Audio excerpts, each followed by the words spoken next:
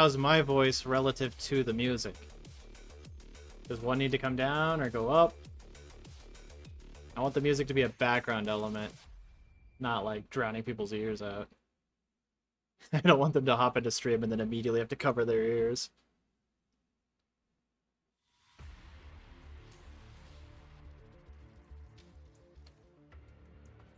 Okay, that seems like a good volume.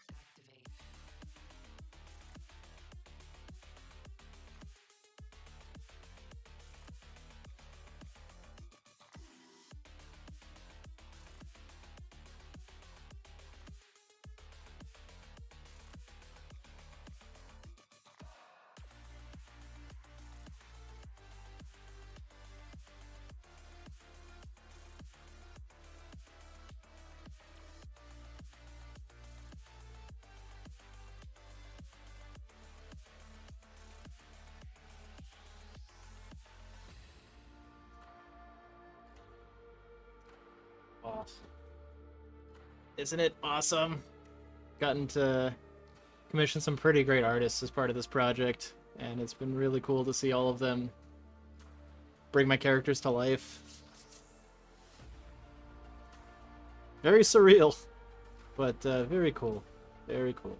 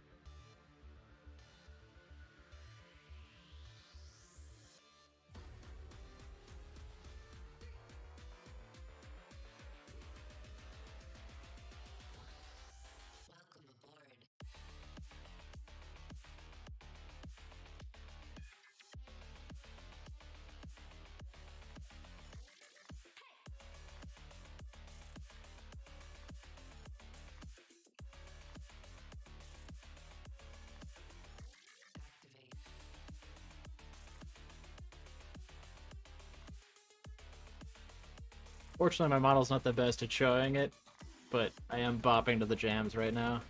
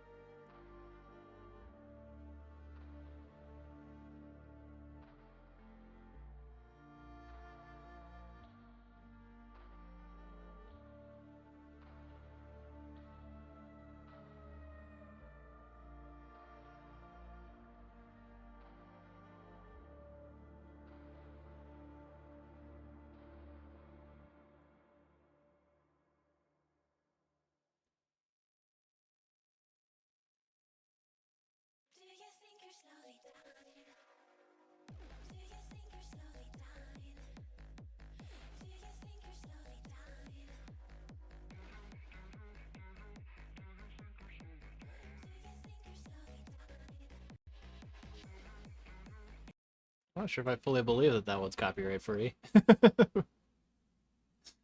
We're gonna skip a little bit.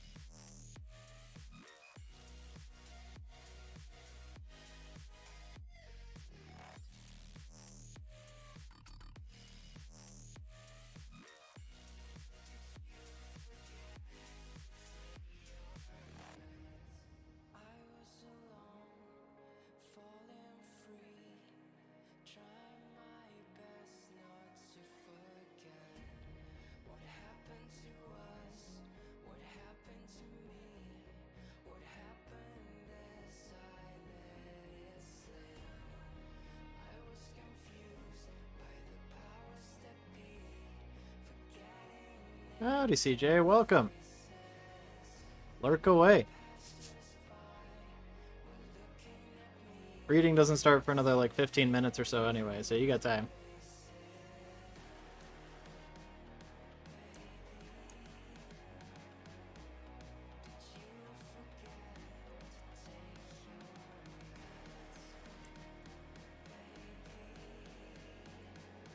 I'm trying to do due diligence and remember all the places that I'm supposed to be advertising this.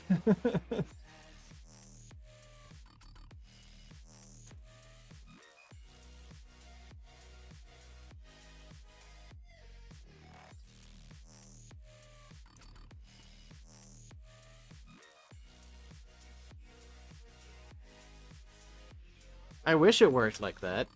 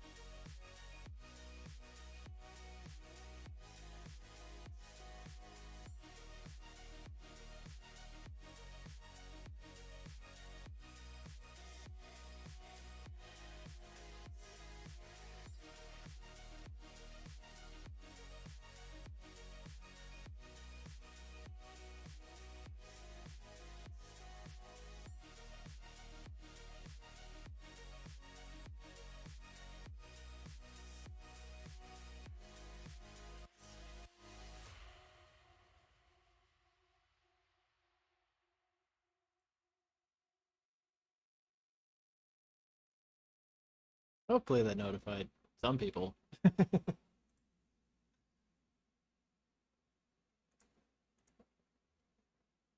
Hey, welcome, welcome.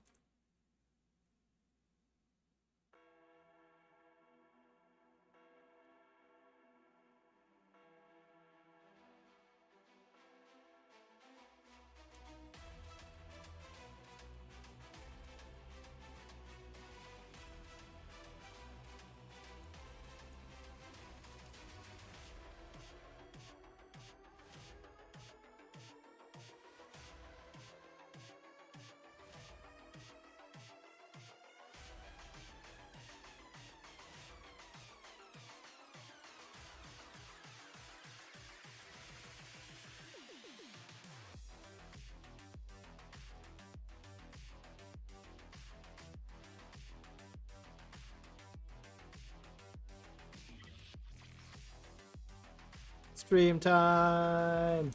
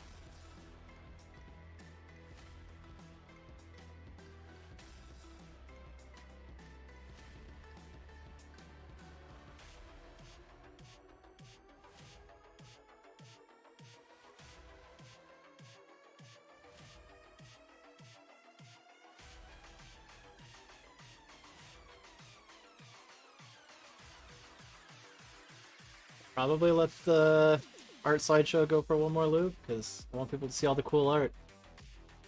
Lots of cool artists have been working with me on this project. It's been great. I love them all.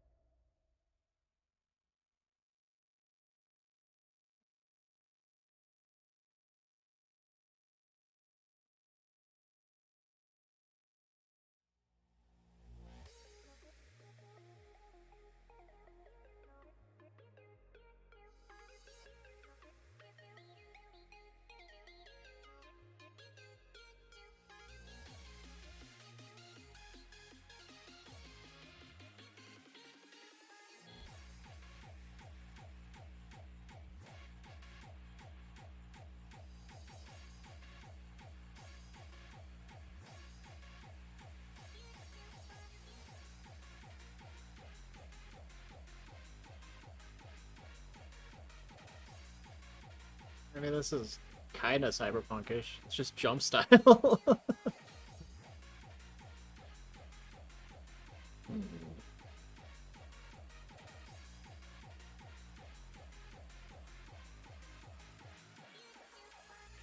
Let's try this.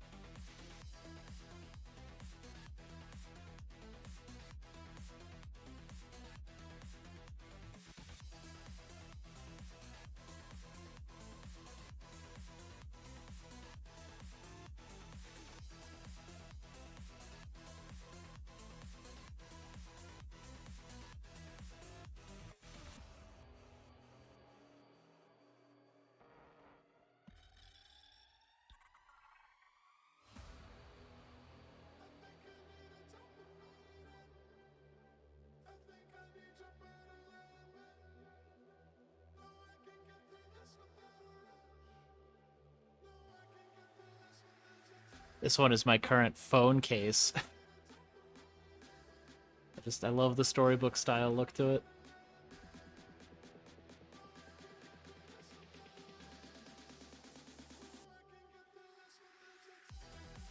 Really depends on the artist. Really depends on the time too. I mean, for a... Depends. Depends on how much you're willing to put into it.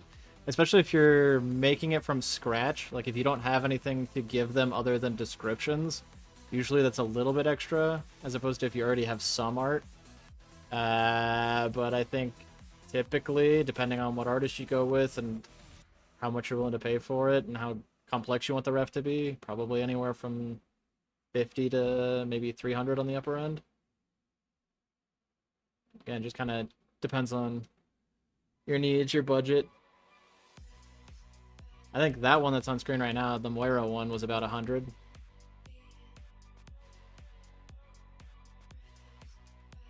But that was also like 3 or 4 years ago for that one. Again, it really just depends on the artist you go with.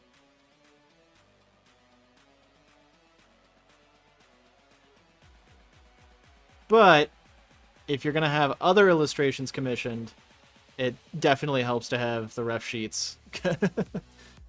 That way the other artists don't have to go off of just your descriptions.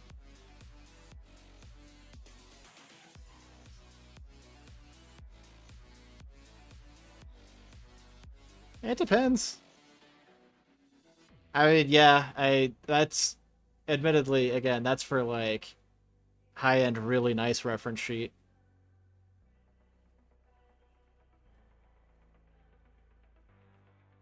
To be fair, you can also probably find some free bases online and then just kind of play around with them a little bit, fill stuff in, or uh, there are ways to do it on a budget.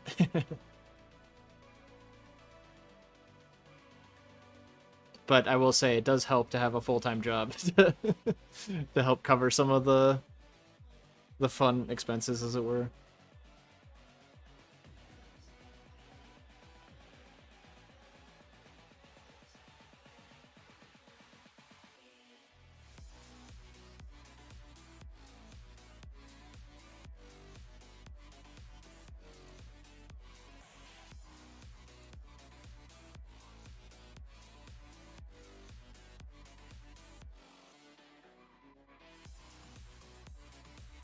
Okay, based on the timing, I'm going to let it loop through one more time.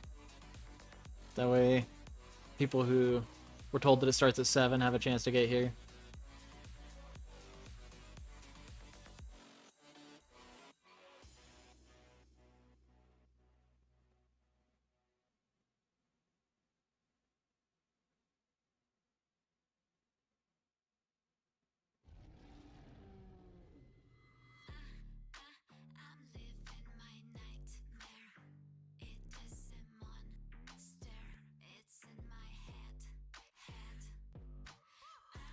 I get a little nervous anytime one of these comes up with lyrics and it claims no copyright. They better not be lying to me.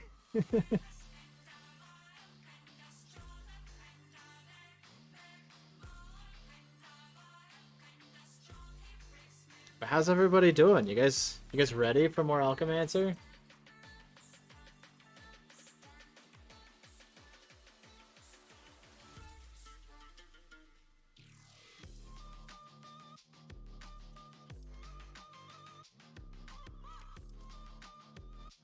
Excellent, excellent.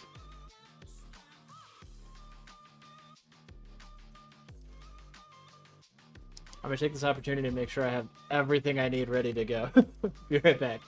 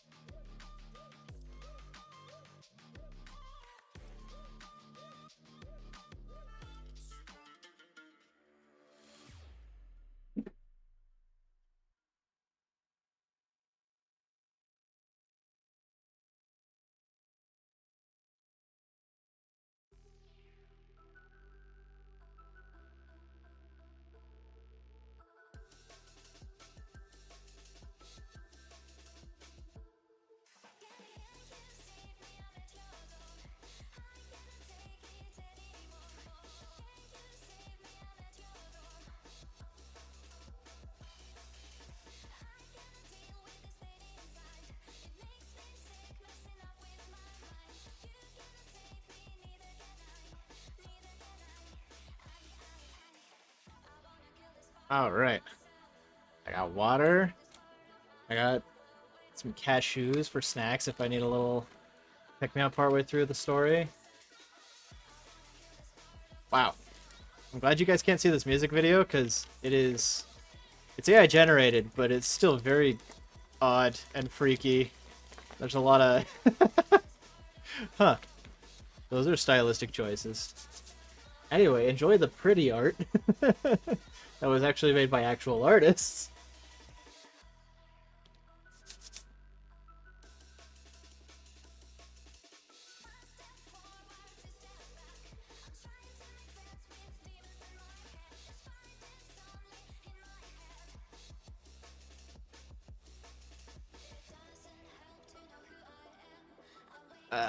I don't want to watch that anymore. It's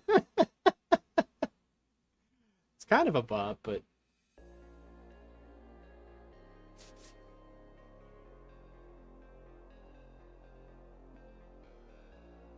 I wonder who drew this piece of art.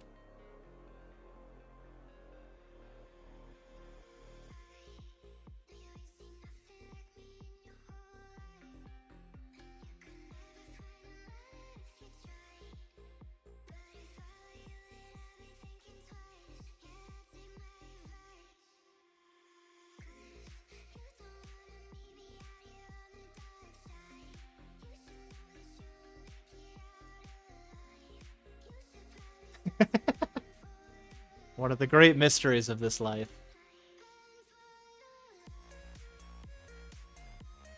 Ooh.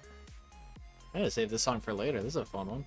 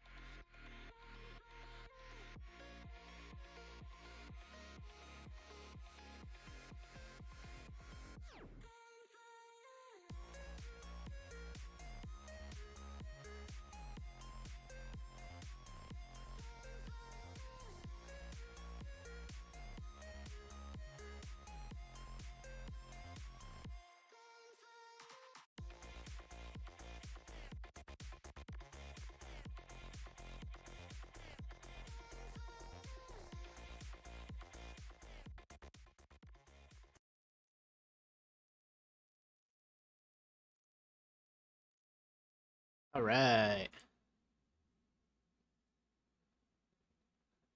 We ready to do this?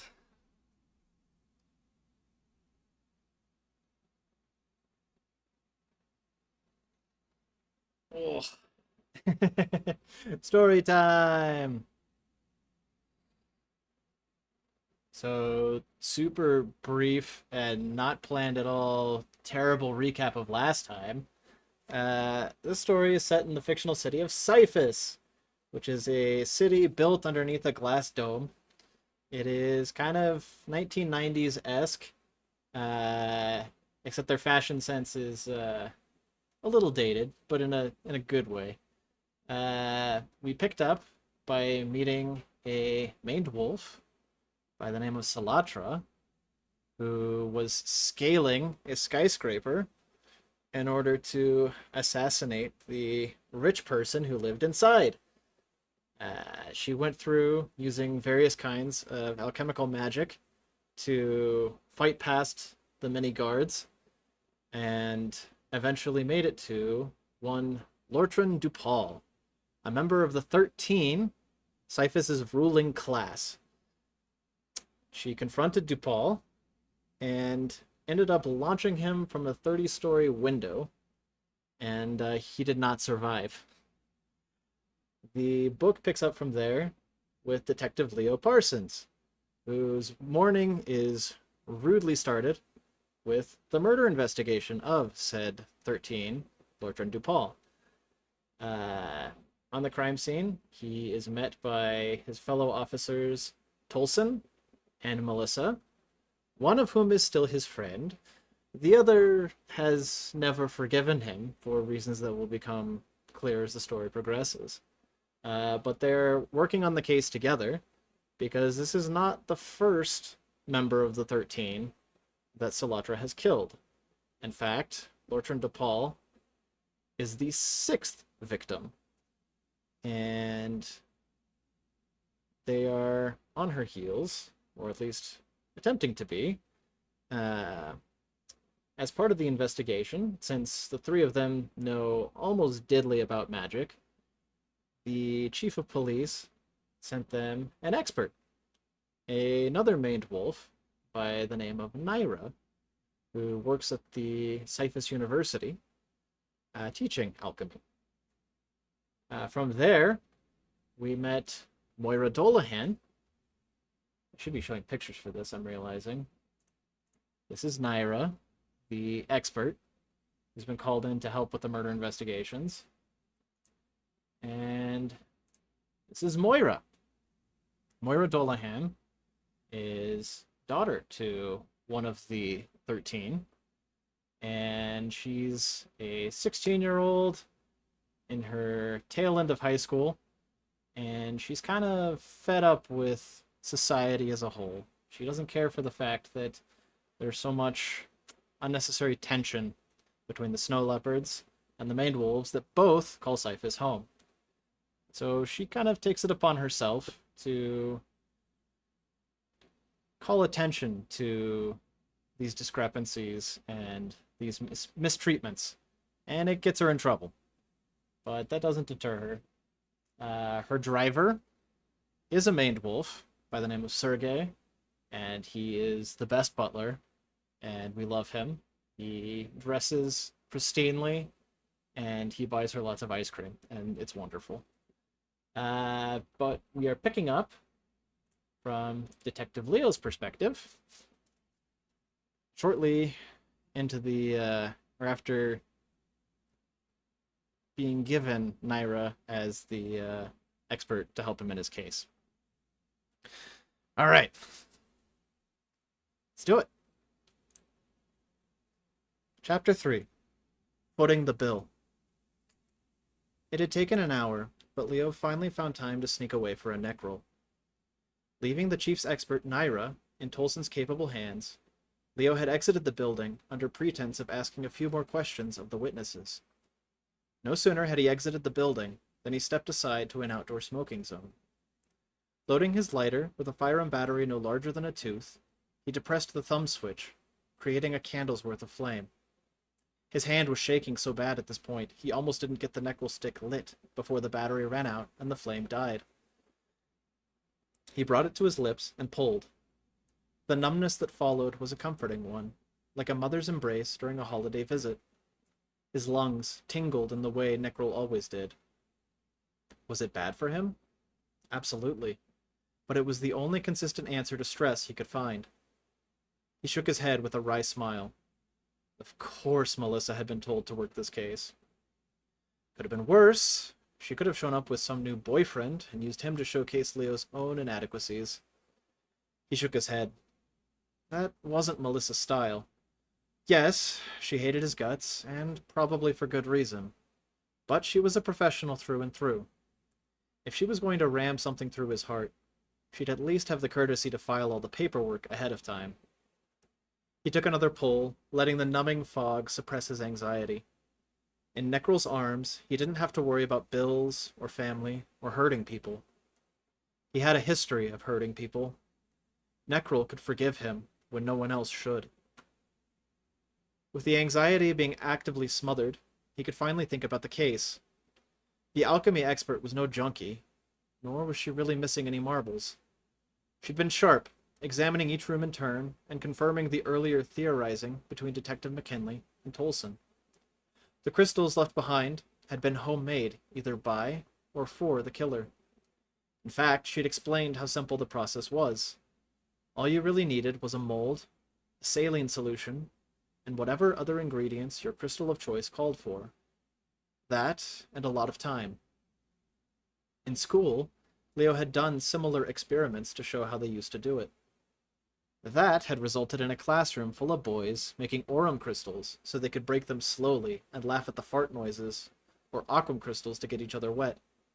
He couldn't remember what the girls had done. He had been too young to care about girls at that stage of his education. Nowadays, crystals were made in factories, mass-produced with specific applications in mind. Fitted with standardized battery casing so you wouldn't mix any crystals up. Alchemy was becoming a lost art. People made it so that others could use it. The native alchemist had insisted that alchemy was losing the elements that made it such a personal art. Not native, Leo had to remind himself. Just because she's a Nulf doesn't make her a junkie. Says the guy smoking necrol. The teacher had offered a few other insights. Tolson had hung on her every word, probably planning to go home and try some of it for himself. Leo had been able to catch most of it. The paper used to wrap the crystals was a common one, used by medics for preparing curum crystals. It was cheap, the same kind of paper often used in baking to keep things from sticking to cooking sheets.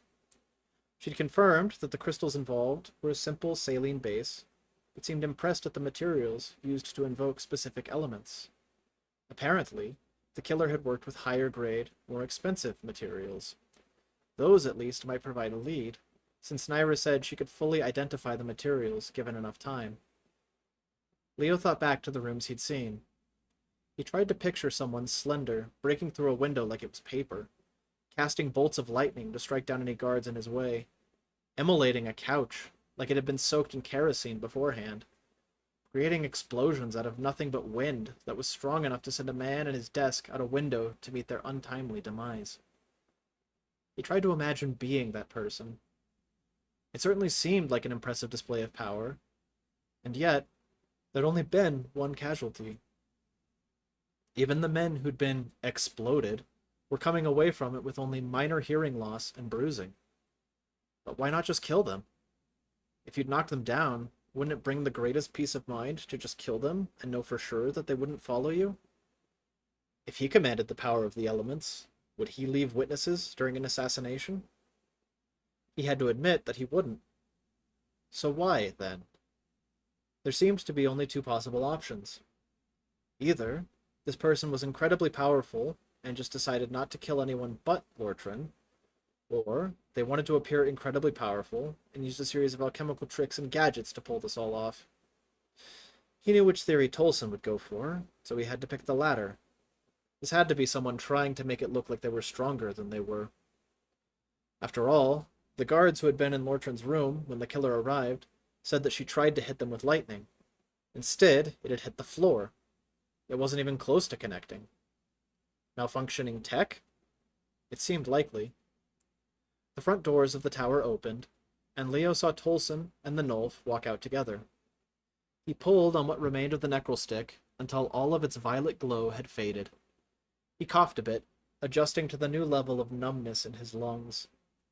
Tossing the spent stick in a nearby trash can, he popped a breath mint from the tin he carried on the opposite side of his jacket and ran over to join them. Tolson raised an eyebrow as he approached. He didn't need to see the stick to know what Leo had been doing. His friend said nothing, instead asking Naira a question. "And what's the typical age for one of your students?"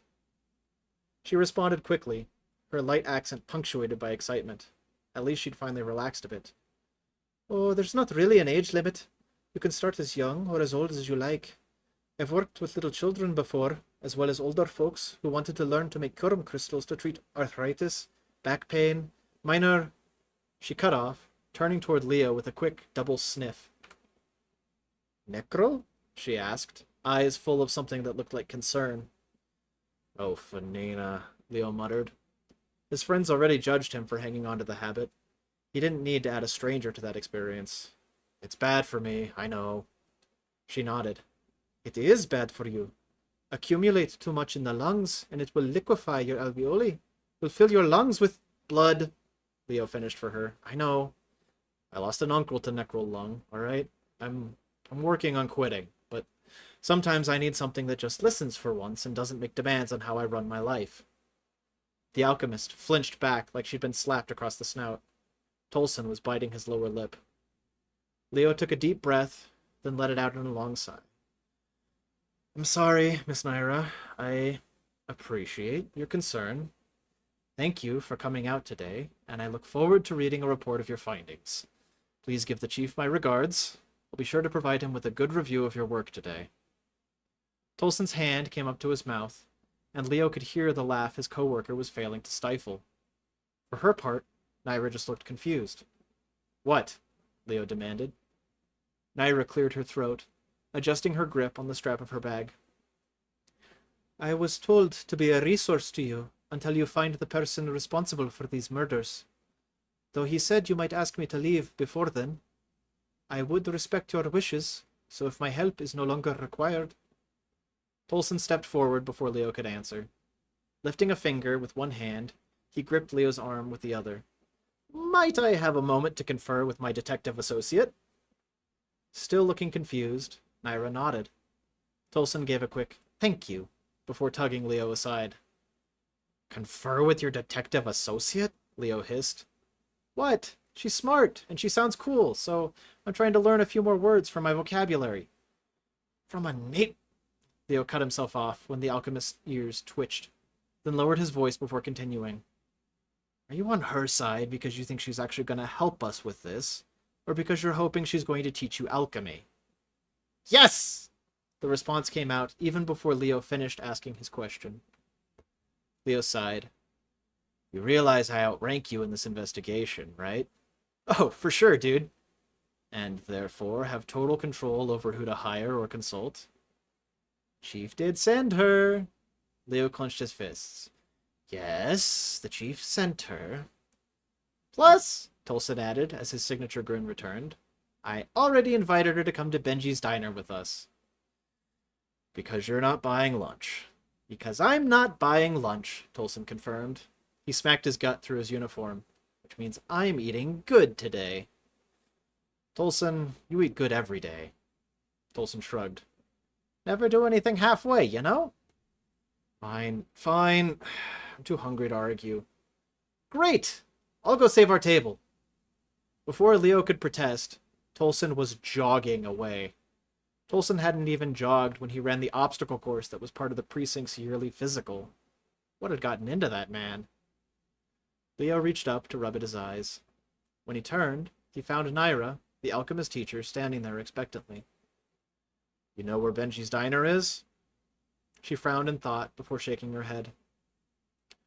"Corner of 8th and Peony, in the northwest quadrant, District 2? She nodded slowly. "Yes, I believe I know where that is." Reaching into her bag, she pulled out a small notepad and scribbled the address down. See you there, then? Naira nodded again and gave a small bow. Thank you for your time. Sure. Leo nodded awkwardly, then left her standing there and walked towards his own vehicle. Something made him check over his shoulder, and he saw her staring at the place where Lortrin's body had fallen. They'd cleaned up the body, but the bloodstains still remained. She stared at it, contemplative. Then she noticed him watching her. She gave a polite smile, another small bow, turned, and walked away. Well, that was weird, he thought. He reached his car a few minutes later. Climbing inside, he buckled himself in, started the firearm engine, and turned up the radio. Thrusters propelled him backwards as an electric guitar solo carried on in the background. His car pivoted in place, suspended above the street by the electromagnets beneath. Then he launched himself forward. He made it to the end of the block when he spotted her again. Slowing his car, he pulled up at a bus stop where Naira sat waiting. She glanced up at him when he stopped, cocked her head, and waved with a small smile. Rolling down his window, Leo leaned an arm out and asked, You are coming, right? To the diner? She nodded and checked a wristwatch hidden under her left sleeve. The bus should be here shortly. Okay. See you there, then. She nodded, but the action was more like a bow. Thank you for your time. There it was again. Maybe the politeness was an academic thing? He didn't remember any professors acting like that when he went to academy. But he also hadn't been a science major. With a wave, he rolled up his window and pulled away. He made it an entire block before turning around. His finger drummed as he pulled up to the bus stop once again. This time he had to roll down the passenger window. Would you like a ride? Less time waiting out in the sun. I do not mind waiting. The sun is quite pleasant. She was probably a morning person. Leo checked the clock on his car's dash. It read 10:41. 41 minutes past midday. It was too late in the day for him to continue to be grumpy. Still, I feel bad leaving you out here. Can I give you a ride? Would it make you feel better, sir? Leo wanted to grip his face in frustration. He was just trying to be nice. Why couldn't she just... He cut the thought off, letting it leave him with a sigh. He nodded several times. Yes, it would make me feel better. She nodded with that polite half-bow. Very well. Then she stood with the prominent, straight-backed pose of a politician. Yeah, she wasn't like any Nolf he'd met before. Of course he'd get the odd one. Leaning over the seat, he yanked at the handle to open the door for her. It only opens from the inside, so you'll have to tug it when I unlatch it. She cocked her head, but followed his instructions without comment or question. Only after she was already partly inside did he remember the pile of receipts stuffed in the crack of his passenger tear. When had it become a pile? He swiped as many as he dared, tossing them over his shoulder into the back seat. She slid in, her knees halfway to her chest, and closed the door. There's a lever under your seat, he gestured towards it, so you don't have to ride with your knees under your chin. She felt underneath and found the lever. Pulling it, she immediately slid backwards, far more than she intended. Sorry, she said, scooting it back forward to a more reasonable position. First time in a car? Leo teased. In the front seat, yes. She said it so calmly that Leo was caught off guard. So off guard that he blurted the next question. What about driving? She turned to him with that quizzical tilt of her head she seemed to like. The feather in her hair brushed her shoulder as she did so. Her words were slow in coming, as if the answer to his question was so obvious she feared it was a trick question. I am afraid I do not have a license. Right. Another thing he should have remembered about Nolfs, but was too insensitive to think of in the moment. Maybe he was still a jerk. He pulled back into the street, suddenly dreading the awkwardness of the coming drive. 20 minutes, and about as many words later, Leo pulled up to Benji's diner. Naira shouldered her bag as she exited, then took a moment to stare at the restaurant. Whatever she'd been expecting probably wasn't this. Personally, Leo thought the weirdly curved windows and use of color palettes that were 40 years out of fashion were part of this place's charm. That, and it wasn't one of Renegold's chains. There wasn't another restaurant in the bulb, or likely any other bulb like Benji's. Was that overselling it? No. Nostalgia was a powerful factor, yes, and Benji's had been around when Leo's parents met each other, so he had some history with the place. But no matter the current economic status of Cyphus, you could always count on Benji's being open. Plus, they never opened until after 9, and stayed open until 1 in the morning, both of which Leo found to be sensible business decisions. They passed Tolson's police cruiser as they approached the front. Leo got the door for her, and was immediately greeted by the smell of eggs, coffee, and... red spuds? Oh, right. Yesterday was Storm Day, so that meant today was the first of 3 Sundays. Time was a blur these days. Naira stood there in the open doorway with an odd expression. She raised her nose a bit, taking in the diner's scents for herself. At least she wasn't scowling, like the last girl he'd brought to Benji's. She'd read the entire menu only to ask if they had salads. It had been one of the most embarrassing moments of Leo's short adult life. Naira, by comparison, looked to be growing excited. Yes, he recognized that twinkle of the eye. You think it smells great? He asked. Wait until you taste it. This seemed to bring her back to the moment, and she stepped inside. They found Tolson in the corner, his back to the window that ran the length of the front of the diner. He waved them over, and Leo took his signature spot across from him. Leo's spot had a solid wall beside him, keeping him out of the sun, which danced yellow across the ends of Tolson's white fur. This way, they both were comfy. Sun or shade? Tolson asked, gesturing first to the seat beside him, then to the one beside Leo. Oh, sun, most definitely. Tolson grinned, patting the seat beside him. Then he turned to Leo. Didn't I tell you she was smart? The circus is built from clowns, Tolson. Naira glanced between them, setting her bag on the floor by her feet. Tolson wrinkled his nose dramatically, showing a hint of fangs. Gross. No wonder circuses are illegal. Then he handed Naira a menu, which she inspected. Leo sighed, taking a sip of the coffee Tolson had already ordered for him. They're illegal because Redenmeyer monopolized the industry, then overworked his performers and mistreated his animals. Naira glanced up at the name, but Tolson was the one who spoke. And he made that big tent from clowns? No wonder the walls were so stripy. Leo stared at his friend for a few long moments. Tolson, have I ever told you that you're an idiot? Tolson finished. Yeah, but I'm not smart enough to pick up on that. Keep telling me, though. I'm sure it'll sink in someday. Both men held straight faces as long as they could, but Leo broke first. Shaking his head, he grinned and took another sip of coffee. Ah, see? Tolson elbowed Naira with surprising gentleness for his size, then gestured at Leo. Watching the first crack of a smile on Leo's face is as notable as watching the first rays of sunrise. Once you see Leo's first smile of the day, you know the day's actually gotten started. With a slow nod, she turned back to Leo. I see. That does explain the stiff lip during the drive, though I thought I smelled a bit of panic.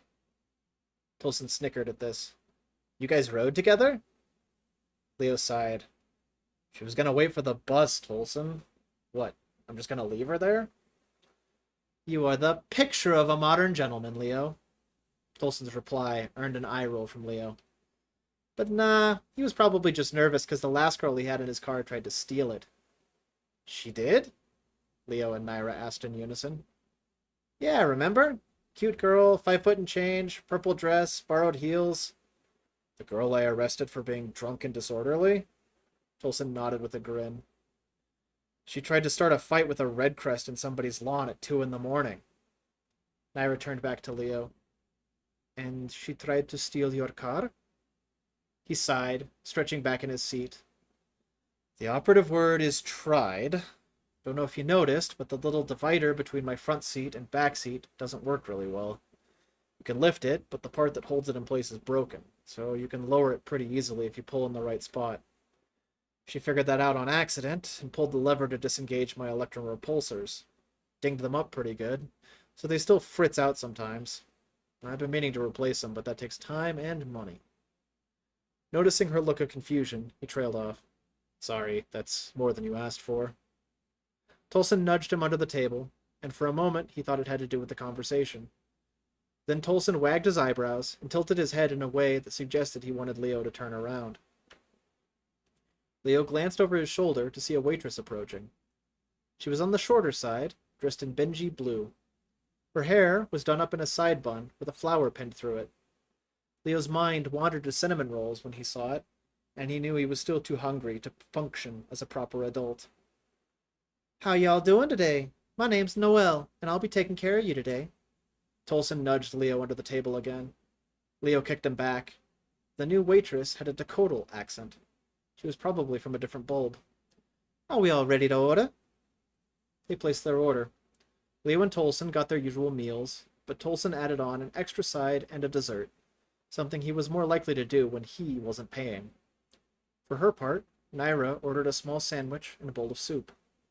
Leo hadn't even realized you could get sandwiches here. It didn't escape his notice that this was about the cheapest thing she could have chosen off the menu, something his wallet would be thankful for. After their waitress, Noelle, left, Tolson leaned across the table. Dude, she's cute! Leo disguised his sigh by blowing into his coffee. Okay, sure. So? So, it's been a few years since Melissa and that whole thing. You could ask her out. She's new. I can't do that to her. That accent? She's from another bulb. Working here on a Benji salary? I guess she's a student. Someone you know? Tolson turned to Naira, who looked startled to be included in this discussion. She shook her head. Sorry, no. She's not one of my students. I don't have many snipper students. Tolson's eyes widened, and he looked a bit like he'd accidentally inhaled part of the soda he was nursing.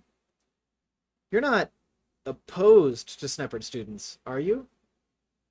Not particularly. I teach those who wish to learn. Oh, right. Cool. Cool.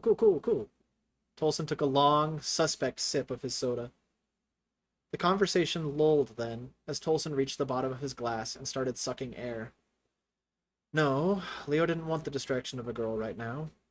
More than that, he really didn't want to hurt someone again. Naira broke the silence hesitantly. You mentioned earlier someone named Redenmeyer? Should I know this name? How naturally the topic shifted back to work. Leo sighed, readjusting in his chair to stop pinching his tail. Maybe. Orwin Redenmeyer, the guy who made all his money with questionable circus acts. Brought in a lot of wildlife from outside the bulbs, treated them poorly, well, cheaply, I guess. There were a couple incidents where some of the animals hurt circus employees, and a couple involving some of the circus goers. Led to some lawsuits, but Orwin had enough money to be one of the 13, so his lawyers got him off easily. Not a problem anymore, though. He's an ex-13. Tolson ran a thumb across his throat. Second case with the 13? Third, Leo corrected. 3 months back, someone froze him in his own pool. Naira shuddered, shifting in her seat. I think I remember hearing about that. And the 13? Leo raised an eyebrow, but Tolson looked like he'd just been asked if the bulb was the only thing keeping every Cyphus citizen from asphyxiating on the planet's toxic fumes. It should be common knowledge, and yet... You don't know the 13? Naira shook her head. Only as a passing term.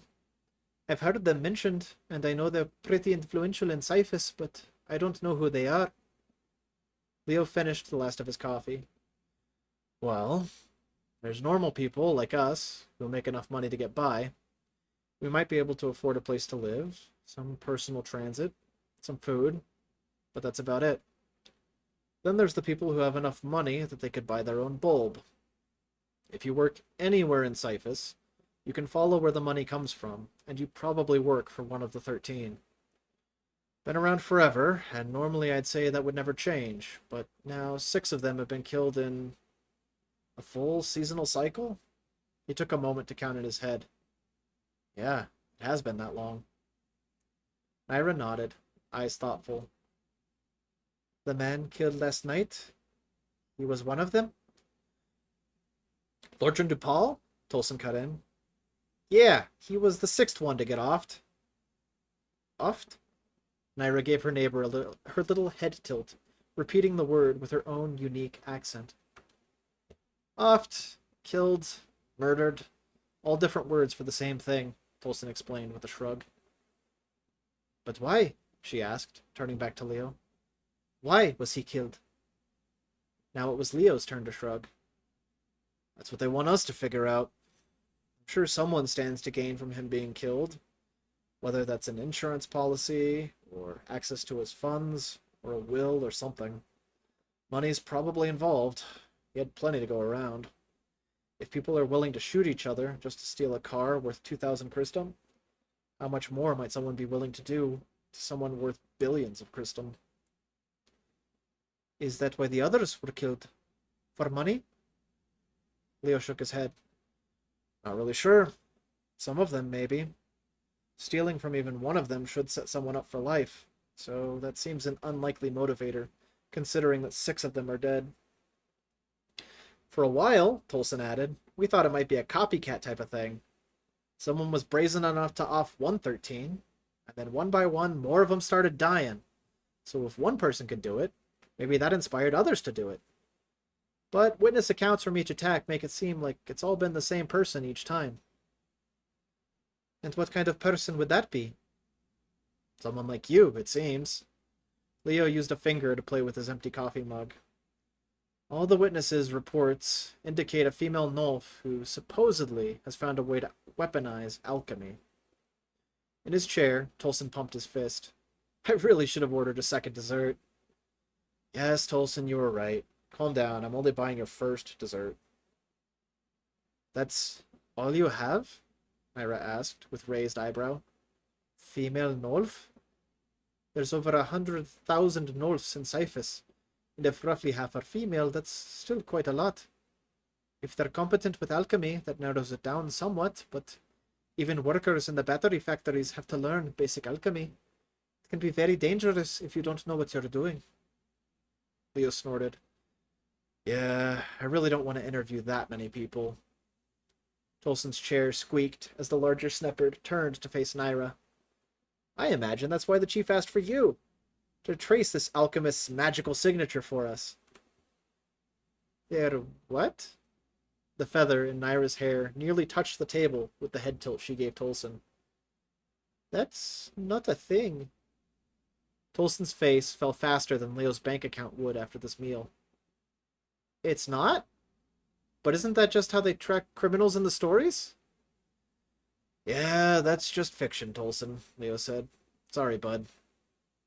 Tolson's thumb drew sad circles on the checkered tablecloth. I know it's fiction, but I thought writers were supposed to research stuff to make it more believable. Leo shook his head. Nah, they need it to be exciting to get it to sell. Reality isn't always exciting.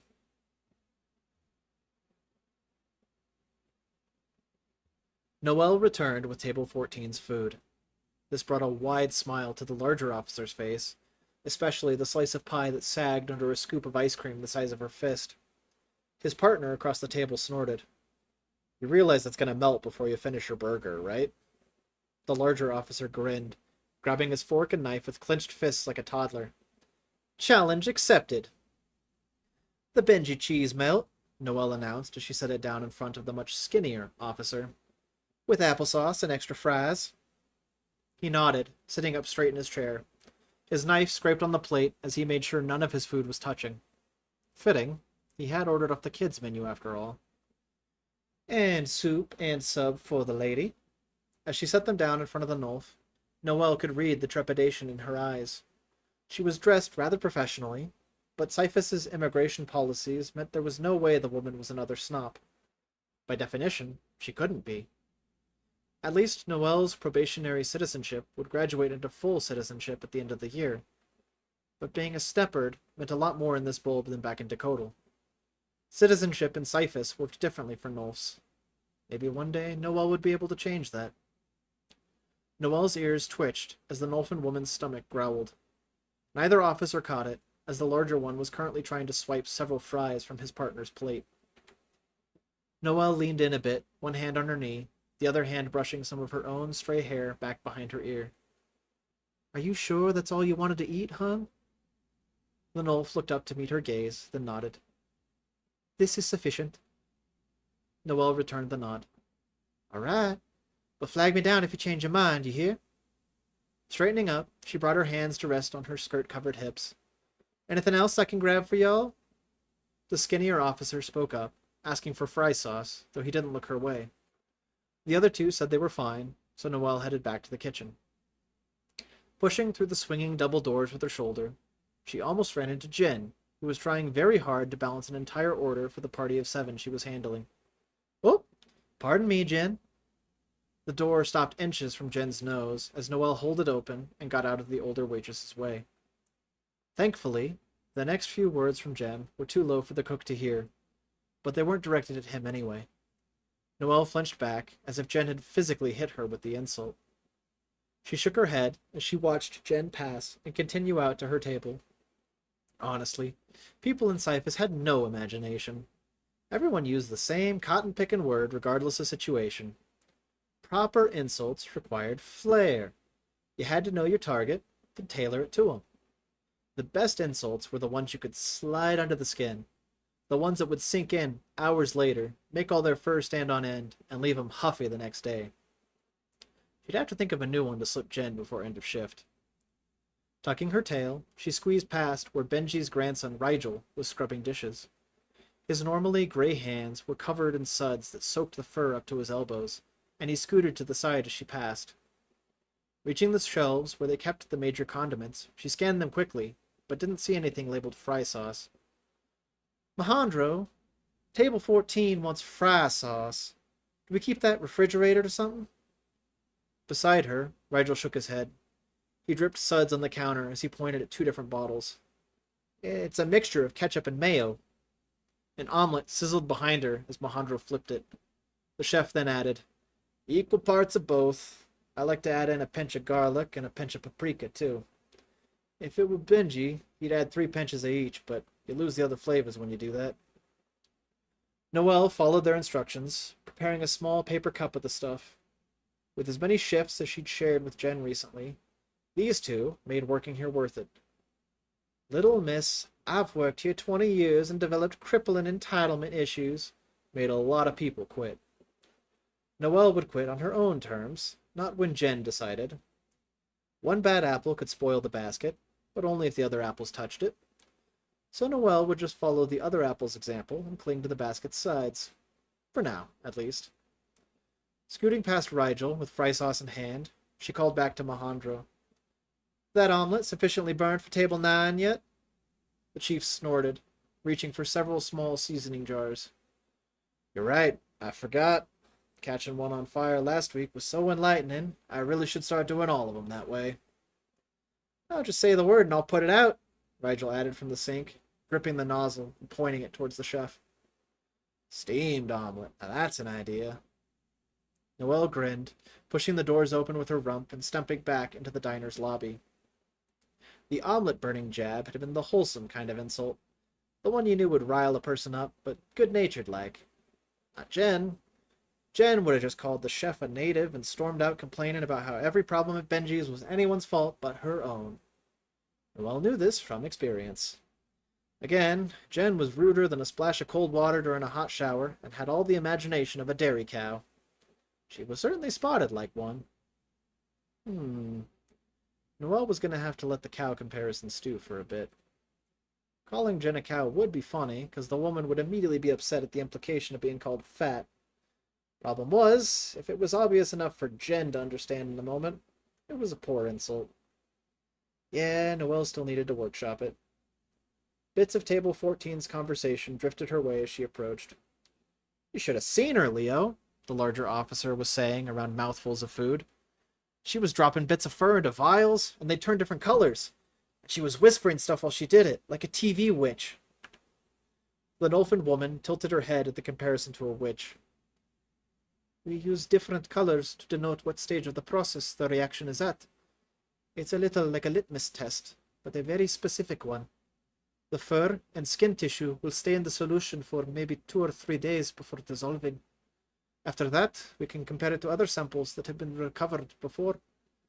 If we combine the samples and the solution turns green, they're from the same person. If it turns violet, they're from different people. The skinnier officer, the one who'd been called Leo, nodded thoughtfully. He hadn't touched anything on his plate since Noelle left, though it had been neatly divided into thirds. I've heard about one of the other bulbs trying that. I think they were able to use it to catch a cold case serial killer. Judge considered it sufficient evidence. I haven't heard of anyone using it here in Cyphus yet, though.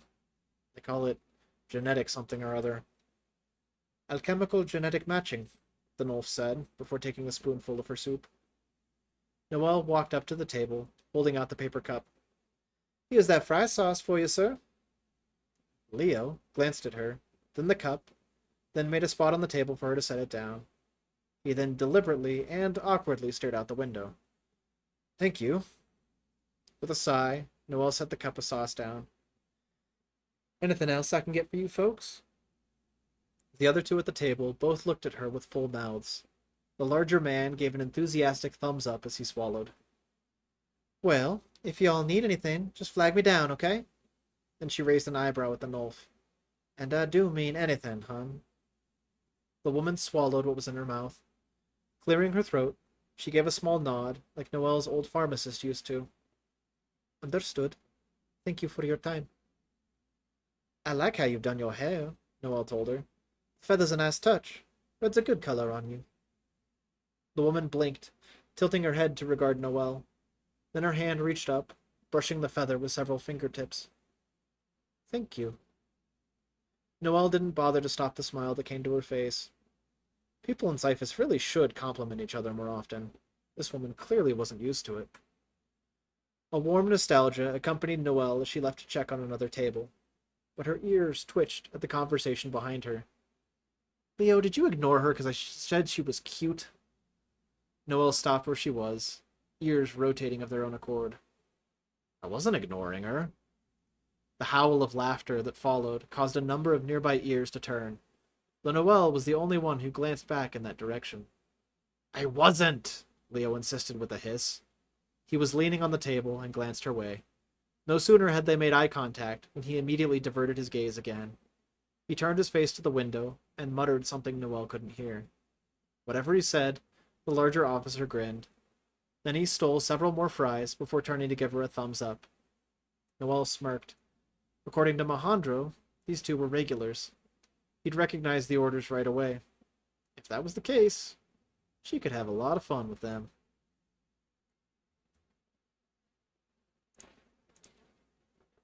10 minutes later, Officer Gray's chair creaked as he leaned back. Stacking all three of his empty plates, he patted his stomach with a contented sigh. Ah, thanks for that, Leo. The detective snorted. I'd feel guilty if I let you go hungry. Nyra stared at the plates in amazement. He'd even licked them clean, something she was pretty sure you weren't supposed to do in professional settings. Despite that, his partner hadn't even batted an eye. For her part, Nyra had finished her soup and half her sandwich. Would they think it rude if she took it home instead of eating it on the spot? Was that really her primary concern right now? Someone like you, he'd said. Sitting across from her like this, he seemed to have difficulty keeping eye contact with her. It was like he didn't want to get caught staring. Why should that bother him? Everyone else in this diner had stared at her from the moment she stepped inside. She was painfully aware of her status as the only Nolf in a room full of Sneppards. That didn't seem to faze the jovial man beside her, but that just seemed to be who he was. He talked with her more freely than almost anyone she'd ever met. By contrast, Detective Parsons treated her with the aloofness and suspicion she expected. Was it bad that that felt more normal to her? When he'd pulled up to the bus stop to offer her a ride, she'd thought for sure he'd recognized her. But the longer this charade went on, The more she believed Officer Leo Parsons had truly forgotten her. She wasn't sure if that should anger or relieve her. Coming to a decision, she carefully wrapped her sandwich in a paper napkin. The detective eyed it, then glanced up at her. "You get enough to eat?" She nodded. "Yes, sir. Thank you for your generosity." She was in the lion's den in more ways than one here. It was worth overdoing her own politeness. He shrugged, taking another bite of his own food. "Next time I make a bet with Tolson, I'm feeding you instead of him." Next time. The words tugged a question free from her subconscious, and she couldn't ignore it. "Sirs, how long do you think this investigation will take?" Detective Parsons shrugged again. "Depends on how long it takes to unearth something concrete, I guess." "Leo's got a good track record. He's..." Ow! Officer Gray bumped the table as his partner kicked his leg. "I mean it, Leo. The last investigation was a fluke, and I'm not trying to bring that up. But for 95% of his cases, Leo gets his guy within a month or two of getting put on the case. With one exception, he's always caught his perp." Naira turned back to him, confused at the term. "Perp? Oh, perpetrator. You know, the bad guy." She nodded in understanding. She knew a fair bit of lingo and snep, but most of it was academic. Detective Parsons finished the last bit of food on his plate, though he did not lick it as his partner had.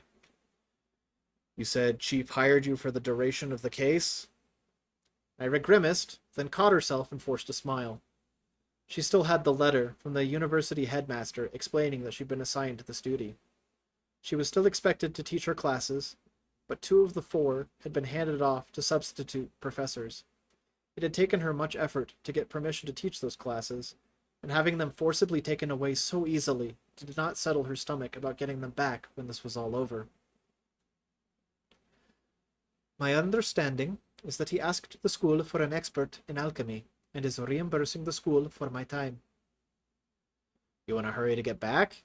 Detective Leo's whiskers twitched as he wiped his mouth with a napkin. "We are in the last month of planting season. Many of my students are working on final projects and preparing for final exams. I do not wish to leave them without me as a resource any longer than is necessary." "So you like your work?" She nodded. "It has always been my dream to teach." "And how much are your alchemy classes?" Officer Gray leaned on the table, which notably sagged towards him. "And that depends on how you take them. If you go through the university, you have to pay normal tuition, and that is several thousand crystum per semester, though I think tuition is halved for Cyphus citizens." She caught the pair sharing a glance, noting that her implication wasn't lost on them. The same discount wasn't offered to rescues.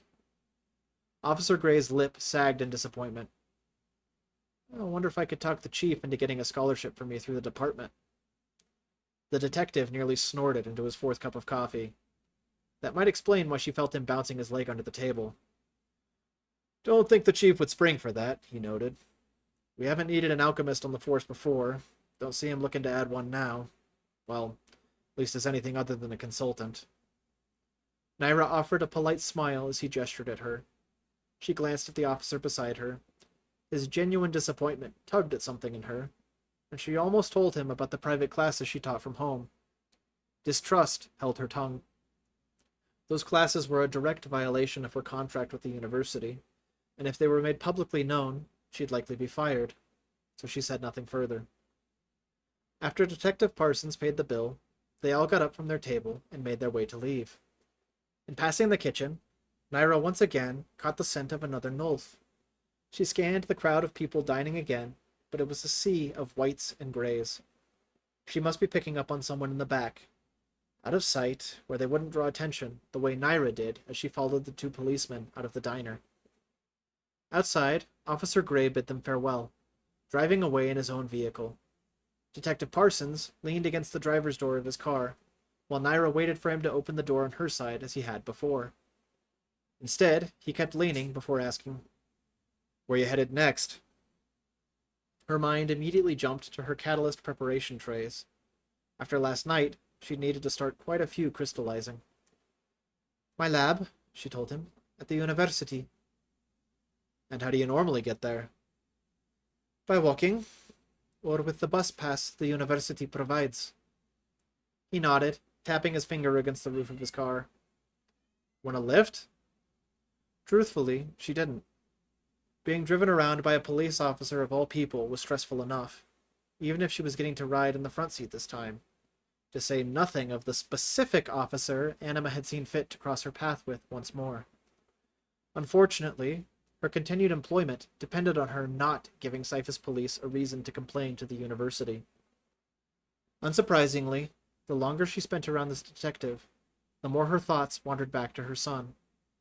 She sifted through memories, remembering a time when her dear little boy tried to bring a frog in the house, and the absolute chaos that had ensued when it had escaped.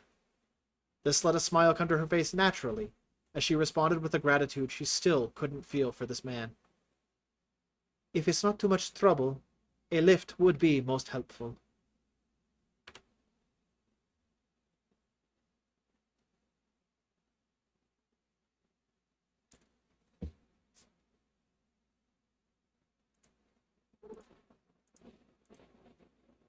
All right. I need to take like a 2-minute break, but I will be right back, and then we can pick up with chapter 4. Also, my cat says hello to everyone.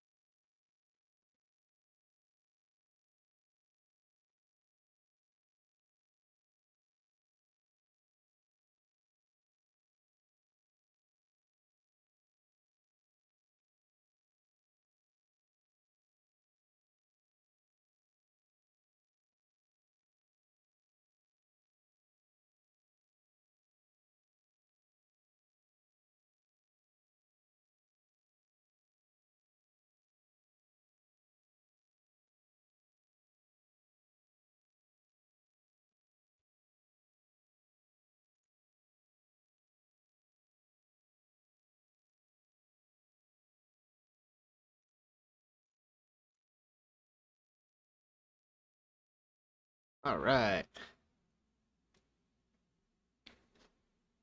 Everyone hanging in there?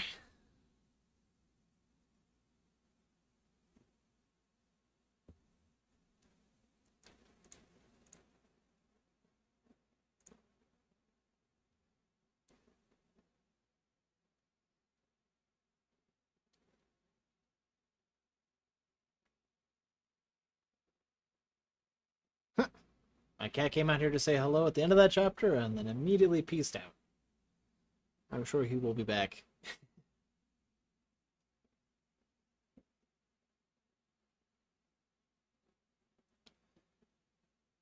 All right. Chapter 4. A Minor Breakdown. Leo's finger tapped the rhythm in his head against his steering wheel. This car ride was proving just as exciting as the first one. It wasn't the native's fault. Naira was a pleasant conversationalist. She also slowed her words when she spoke to tone down her Nolf accent. Perhaps a practice from working at the university. The sight of him, trained by his mother, said that he should be treating Naira as an honored guest, that he should be asking her questions about her and her life. The sight of him, trained at police academy, said that he should be taking this opportunity to ask questions about the case. Maybe there was a way to do both. So, have you worked crime scenes before? The silence that followed was deafening. So much so, Leo could hear the slight output adjustments to his car's firearm thrusters as he turned a corner. They made it almost a full block before his passenger finally responded. I am trying to decide if this is another colloquialism of Snap, like Officer Gray is fond of. Worked crime scenes? What exactly are you asking me?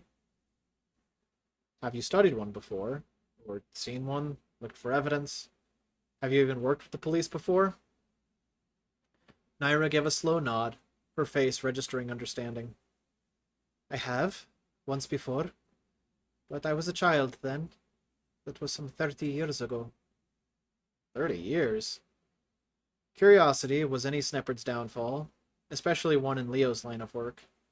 His next question came out with no regard to any life experience he had picked up from women. How old are you? Naira's gaze traveled out the window. After a moment of thought, as best I know, I turned 44 at the end of last harvest season. Speaking of my kitty. Leo looked at her again. If he'd been asked to estimate her age, he'd have guessed early 30s. 44 made her a few years younger than his mother, and Naira looked considerably healthier. Leo's mother was a special case, though. Regardless, he hadn't studied Nolfin physical features since Academy. Ever since that awful snow season a few years back, he'd gone face-blind to natives. He'd misread that time, acted on a misjudgment. He didn't want to do that again. He couldn't do that again. Man, he really did have mothers on the brain. Did you mean to pass University Boulevard? Naira's question collided with Leo's thoughts like a car crash. He shook his head, growling under his breath at distracting himself. No, sorry, I'll turn around. At the next intersection, he caught the traffic signal already transitioning. The car leaned with the momentum as the thrusters whipped the vehicle into a U-turn. The hum of the electrum repulsors grew under the strain of keeping the car level. Then, with a horrible popping sound, the passenger side gave out. Naira's head hit the roof as the car fell into a slant. Her side of the car scraped against the street as Leo brought them to a complete stop. Working the lever at the center, he shut down the repulsors, lowering his side of the vehicle until it was also making contact with the street. He cursed himself for being in such a hurry to rid himself of his passenger. Now they were grounded on the side of the road and blocking a lane of traffic. Perfect. His claws dug into his steering wheel, and he had no doubt he was scowling as he turned to Naira. You okay? She rubbed at her head, then nodded. It may be a little bruised. Nothing serious. Good, that's good. He had to squeeze his eyes shut and focus on his breathing to drown out the calls of the necro sticks in his pocket. Do cars often do this? Leo let out a sigh. No, I'm just cheap. I never had it fixed, so this has been a long time in coming. One embarrassing payphone call later, and a tow truck was on its way. So we are just supposed to wait until they get here? Naira was polite as she asked, but it was pretty obvious from her tone that she didn't like the idea any more than Leo did. He shrugged. Unless you know how to fix cars. I certainly don't. Her hands were folded patiently in her lap, but the way her thumbs tapped together told a different story. I don't have experience with cars, she admitted. But do you know what went wrong? Yeah, the electrum repulsors on your side went out. I think I took the corner too fast and it overloaded something. If I put too much strain on that side, stuff freaks out and I have to replace the batteries. They're expensive though, and I used my last spare a month ago. Naira sniffed and gave a small nod. That explains the electrum smell. Raising an eyebrow at her, Leo asked, Electrum has a smell? Naira nodded again. The alchemical components don't really, but the reaction does. You can't smell it in a battery unless the battery's been compromised. Like I said, anytime this happens, I have to replace the battery. Someone honked as they passed, sticking their hand out the window with a rude gesture. Leo returned the gesture. Not like I want to be grounded here, he growled. Naira's thumb tapping crescendoed, then stopped. Can't we access the batteries, or are those underneath the car? Leo had to stop and think before answering the question. He knew basics, like the difference between the pellets that fueled his car and the pellets that were used to wash the windshield. The only reason he knew where the repulsor batteries were on his car was because he'd had to replace them before. We can get to them, actually. The one we want is on your side of the car, but that puts us on the same side as afternoon traffic. And again, I don't have a replacement on me. The last one cost me 300 crystum. That got the teacher's attention.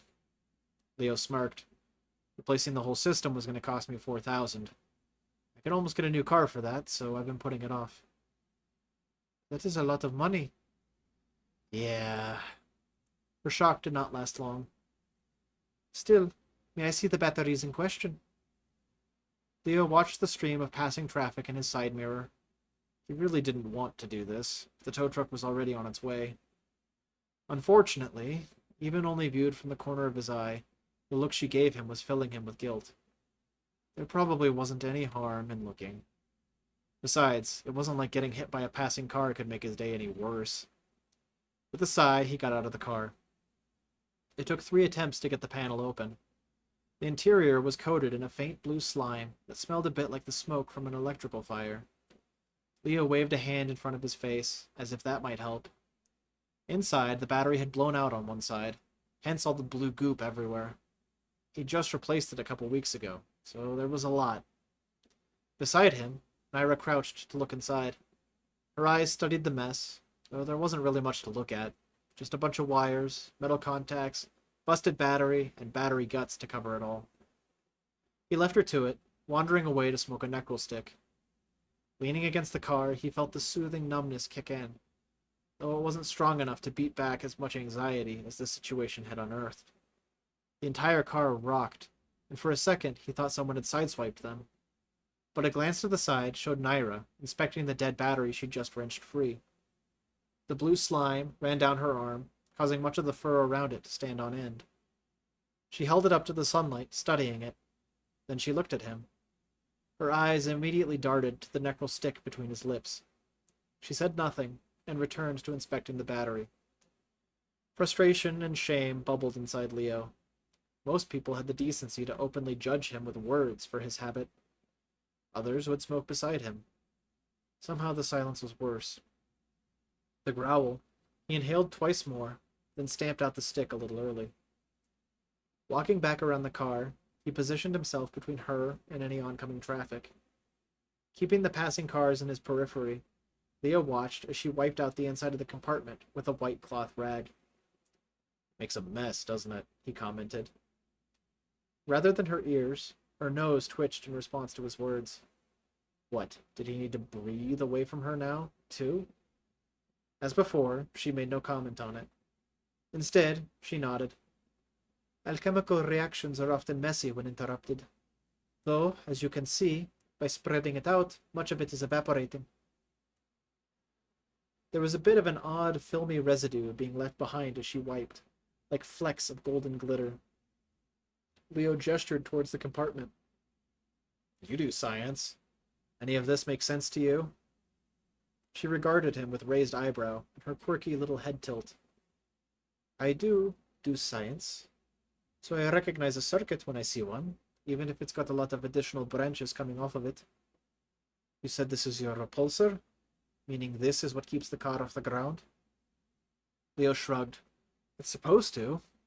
Pushes off the metal in the street or whatever, so it doesn't work if you try to drive over someone's lawn. When it goes out, your car stops hovering. And the trade-off from reducing friction from something like wheels justifies the inefficient energy expenditure of microthrusters?" Leo shrugged. "I don't know half of those words. I just activate the lever to make the car float, then use the pedals to make it go and the wheel to steer." He pantomimed the actions with an appropriate whooshing noise. Naira sighed. "I get the feeling it's not about efficiency, so much as people buy it because it seems cool." "At the very least, it's convenient." "When it works." "When it works," Leo agreed. Naira continued wiping out the inside, then held up the battery for him to inspect. "See this cap on the end? It's designed to fail. If your reaction is going to explode, this gives you a chance to direct it away from anything vital. Lucky for us, the reaction was a slow burn with low-grade reactants, so it just gooped everything up, rather than electrifying your whole car and us with it."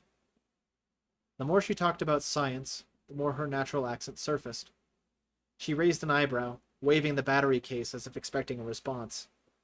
Leo realized he'd been paying attention to the sound of her words when he should have been listening to the words themselves. Thankfully, he'd heard enough to form the safe layman's response. That sounds bad. Naira sniffed, as if getting what she'd expected. They shield these things so much. They're generally pretty safe. Makes them hard to modify, but since this one already blew open, I might be able to limp it along. But all its insides are now its outsides. Did you scoop the goop back inside? Naira gave him a look that made him feel like a schoolchild. No, the reaction was diffused, and spreading out the surface area made everything evaporate. It's the safer cleanup path when you're unsure of the strength of the reactants involved. But if we start up a fresh reaction and seal it up again, we might be able to make a temporary battery. You're the expert. The grimace on her face made it plain she disagreed, but she reached through the open window for her large bag anyway. Rooting around inside, she fished out a trio of thin batteries, each about the size and thickness of a fancy fountain pen. Gripping one in both hands, she tried to crack it like a glow stick. Nothing happened. She grunted and tried again. The metal case remained unyielding. She looked around for a moment, then reached inside to open the car door. Positioning the batteries inside the door frame, she turned to Leo. Would you hold these in place?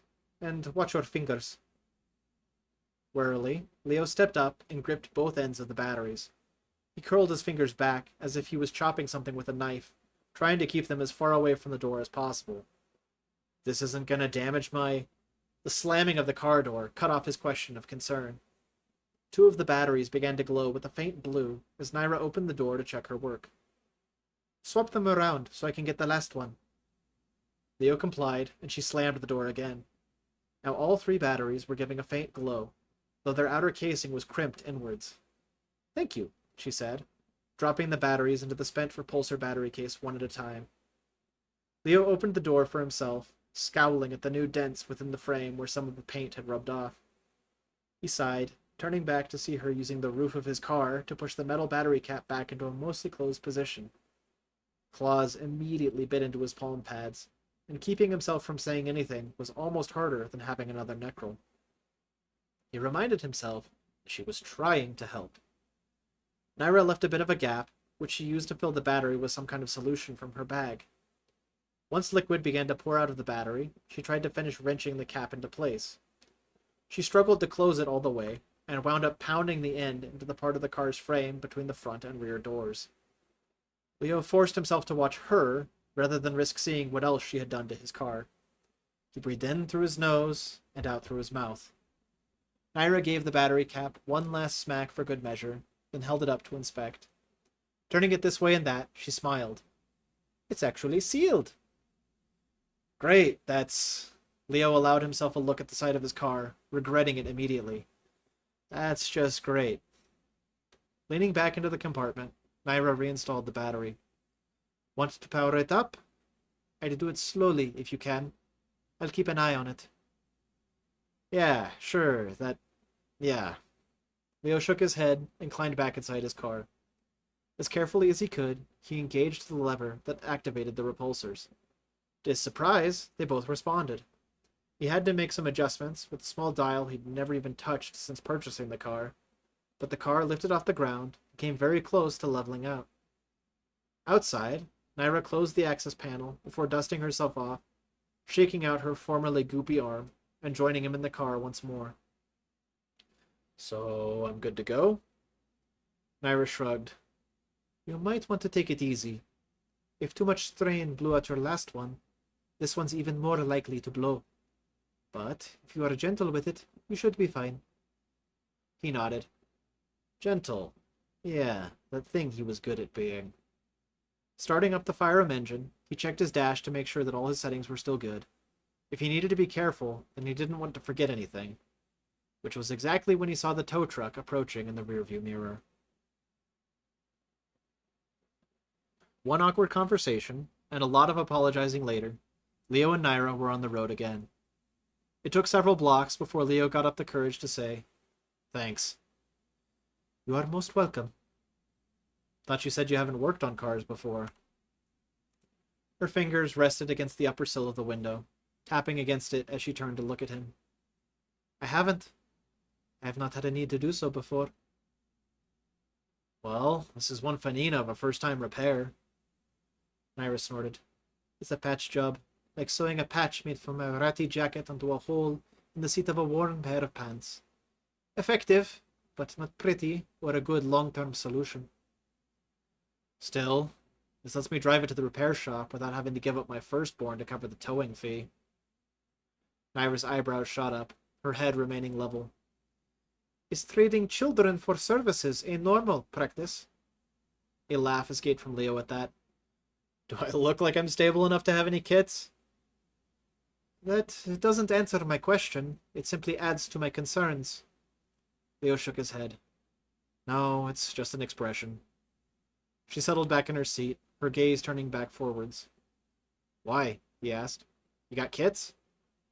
Glancing at him, her look said that was either the dumbest or the most inconsiderate question he'd ever asked another living being. Her head turned away to look out her own window. One block passed in silence, then two. Great. He'd managed to kill the conversation again. His mind was scrambling for a different conversation topic when she finally spoke up. I had two. That single word, had, felt like a live grenade. Much as his curiosity wanted to follow up, his sense of self-preservation told him that was unwise. For once, he listened to that warning. Several more blocks passed before he spoke again. You in the habit of carrying spare batteries? Naira continued to stare out the window, shoulders still tense. She answered faster this time, however. Got them from the school. They'd been replaced, and I just hadn't found a use for them yet. Leo nodded.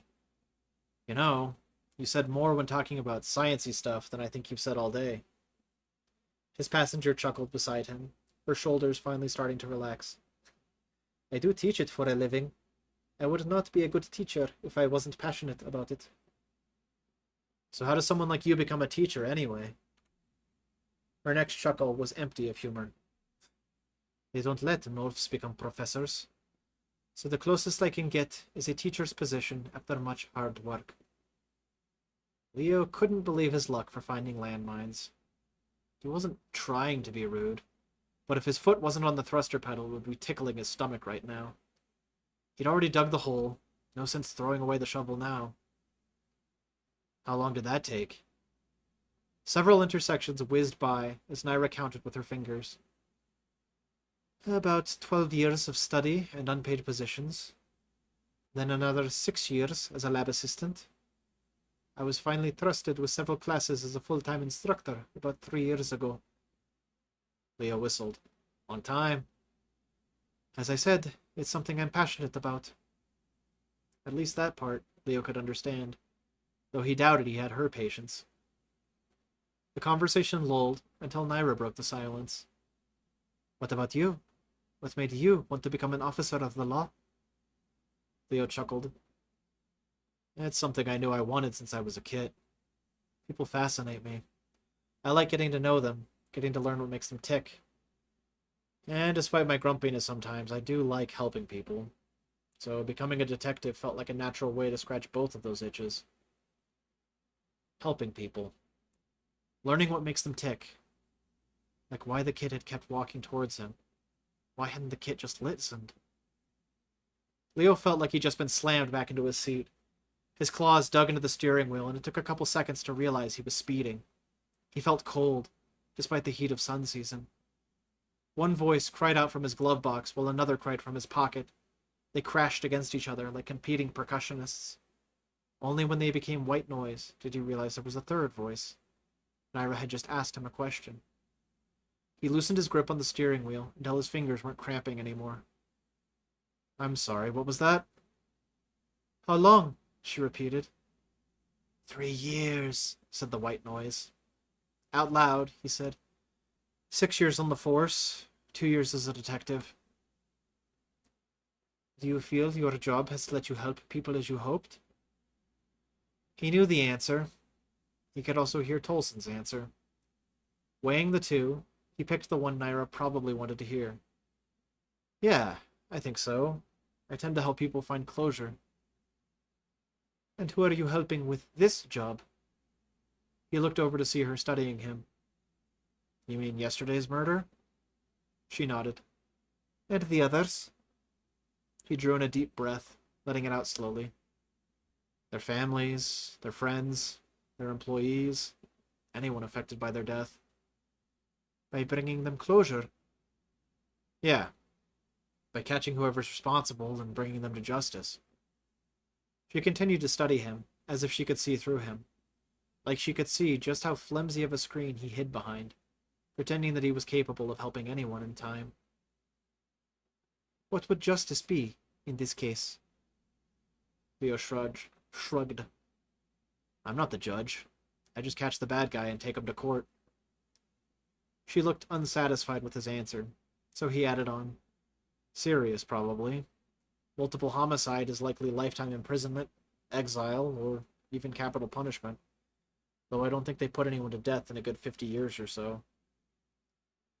Aren't the officers encouraged to take lethal action? It seems to me that you would likely want to keep problems from cropping up again. Leo swallowed hard. No, we're encouraged to be ready to make the decision in the moment of whether lethal action is required. But lethal action has to remain a last resort. I see. The last 5 minutes of the trip passed in silence. Naira guided him to the western side of campus. A large brick building, labeled Fitzmond Building, Departments of Chemistry and Life Sciences, loomed over them as he pulled up to the sidewalk. Several college students glanced at them as they walked past, backpacks cinched up to their shoulders. From their postures and facial expressions, one would think their backpacks carried the weight of an entire seed in them. Naira gathered her things and stepped out onto the sidewalk. Leo fished around in his wallet until he found his business card. Leaning over, he held it towards her. So you can let me know what you find. The chief's pretty good about keeping me in the loop, but I'm also available if you have any questions or anything. Taking the card, she turned it over in her hands, reading front and back. Then she nodded. I shall be in contact, Detective Parsons. Cool. Sounds good, and, thanks again for helping with the car. She smiled. Perhaps it is time to bite the bullet, as they say, and get it fixed? Leo shrugged. Yeah, maybe. See you later? Naira gave a small bow. Thank you for your time. Leo still had questions, but he wasn't about to waste any more of this woman's time. Tucking them all away for later, he drove away, leaving her behind on the sidewalk.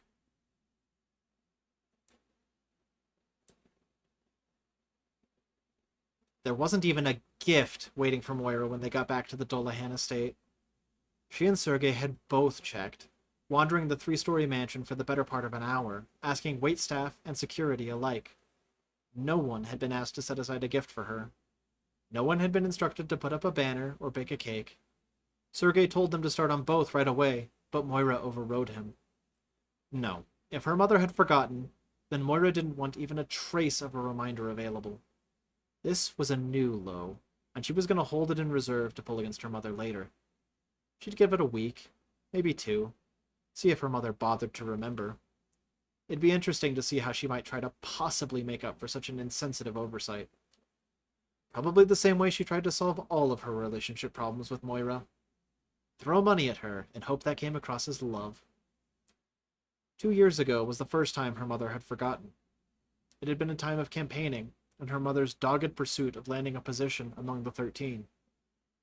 She'd gotten her wish, and apparently the cost meant little to her. That time, Sergei had bailed her out by calling her before she got home. So she'd swung by a store and bought Moira a cassette player she'd wanted. Of course, only Sergei knew she wanted it, so both of them had failed that test. At least then, she'd said something to Moira the day of. Last year, her mother had been away from home that week for business, as was always the case. But she'd called Moira that evening to wish her a happy birthday, and generously given her 15 minutes of her time to feign catching up on each other's lives. It had really been 2 minutes of talking about school, and 13 minutes of listening to how her mother's pursuits were setting up such a wonderful future for her. So the radio silence this year? Unsurprising, but Still infuriating. After giving the primary staff explicit instructions to not breathe a word to her mother, and promising to never forgive Sergei if he so much as considered bailing her mother out this time, Moira locked herself in her room. She'd barely made it to the bed before the tears came. The enormous pink surface had been purchased to allow for up to half a dozen girls to sleep over, but night after night, it only held her. Leaping straight for the center, Moira balled up the covers and buried her face with a scream. It seemed months since her mother had given her so much as a smile. Ever since the other 13 had come under attack, her mother had been even more distant. Once or twice a week, their breakfasts or dinners would coincide, but her mother was constantly reading reports or talking on the phone. When she acknowledged Moira's existence, it never came with a smile. Bitter as that was, Moira didn't even want to smile anymore. She just wanted to feel like her mother wasn't dead too, or worse, that she herself had died and her mother didn't care. Moira wasn't any more of a troublemaker than her teenage peers. At least her troublemaking usually only caused grief to idiots and bigots who deserved it.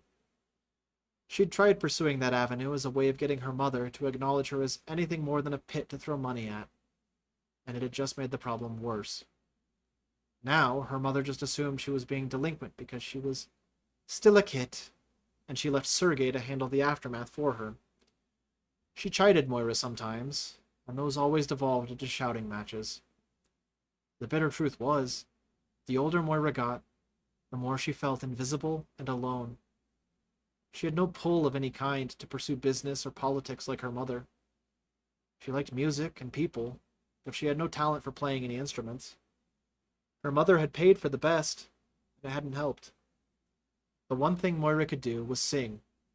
But what comfort was that when you were surrounded by hundreds of paid staff, and still the loneliest person in the whole bulb?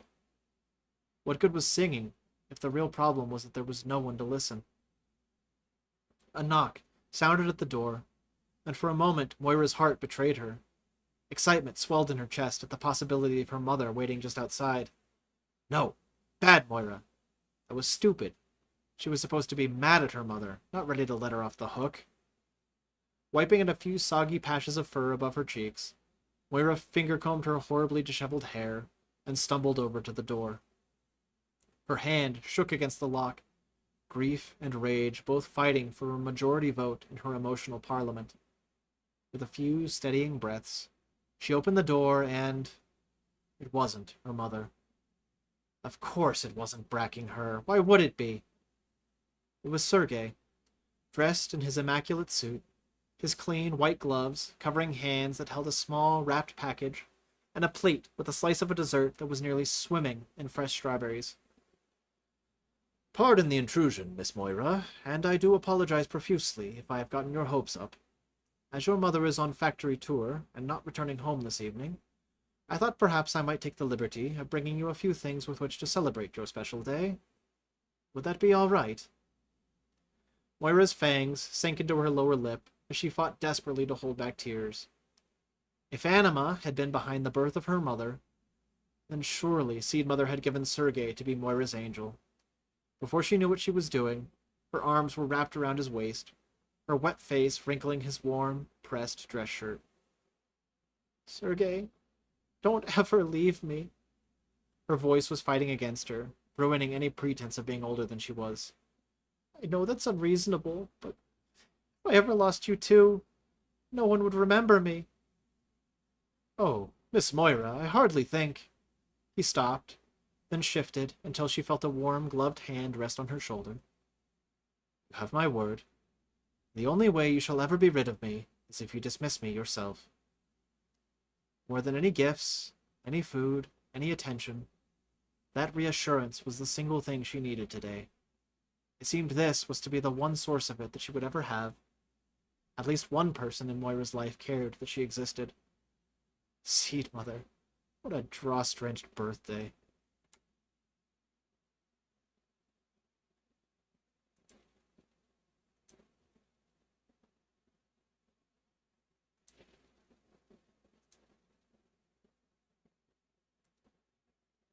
It was another 2 hours before Naira locked up her lab for the evening. One of her students had stopped by in a panic after their reaction had nearly started a fire. An hour of working through it had uncovered a simple arithmetical error. That oversight had offset the required reactant mass by an order of magnitude. And result? A highly exothermic reaction with 10 times the amount of reactant it needed. The petri dish had melted and fused with the surface of the lab table. After that emergency had been dealt with, setting up her own experiments had gone smoothly. So now began the evening walk to the bus stop. She missed the 1600 bus and had to wait for the 1615. It wasn't an unpleasant wait, as this was a well-lit and well-kept part of Cyphus. Besides, people gave her a wide berth when they saw her there, unless they happened to recognize her. No one did tonight. The bus arrived, and her favorite spot was available. 2 stops later, a family of 3 boarded, and from the looks of them were soon to be a family of 4. A well-rounded, sneppered female awkwardly took the seat beside her. Naira remembered well the struggles of the later stages. The woman's husband took the seat beside his wife, filling the row. Their child, a young boy of maybe 5 years of age, stood in front of his mother, clutching a stuffed bird to his chest. The pregnant woman cleared her throat. Naira glanced up to find the mother looking at her. Naira offered a smile. "Any day now?" she asked. The woman knit her brows, looking down at her stomach as if just now remembering it was there. "Oh, yes. Babies do at the beginning of harvest season." She looked up again. "Listen, we've been walking all day, and my child could use a seat. Do you mind?" Naira's smile widened. "Of course not. Would you rather sit in my lap or between us?" It had been far too long since her boys had fit in her lap. She missed that stage of life. "Actually, he's been told not to trust strangers." The emphasis on strangers told Naira that the woman really had a different word in mind. "Your legs are much better developed than his, so he'd be better off with the whole seat. There's plenty of standing space along the pole overhead. Surely you don't want to stay crowded in the seat by us." Naira's smile wilted. Honestly, what had she been expecting? If Elaine had been here, he would have given up his own seat before letting Naira give up hers. But he wasn't, and while it was a stomach-bittering thing to be treated like this, the last thing Naira wanted after the last 20 hours was to cause a scene. Not when Elaine's safety depended on her ability to play this game without being caught. Forcing a nod, Naira stood up and moved to grip the closest ceiling strap. The little boy watched her go, rocking in place in front of the now empty seat as he continued to stare at her. She gave him a smile, and before she could catch herself, said, "It's okay." The boy continued to fidget with the plush bird in his hands. Then he spoke. "Mommy, why'd the doggy move?" "Because she shouldn't sit with us. You need to sit with us, okay? So sit down in the seat." He looked back to Naira. "Can I ask to pet her?" "No, honey, doggies bite," his mother said, before patting the seat beside her. "Now sit down." Naira blinked and stared out the window. Such an awful mindset to teach a child. "She has red and blue feathers like Cresty," the boy said, excitement in his voice. "Max, you need to sit still and ride quietly. It's been a long day, and we're tired from all that walking, right?" The husband finally chose this moment to chime in. "Mommy needs to rest, and we're almost home, so stay in your seat, okay?" When the family quieted, Naira risked a glance back at them. The mother had one hand against her belly, while the other gripped her son's arm as if the slightest bump would toss him out the window.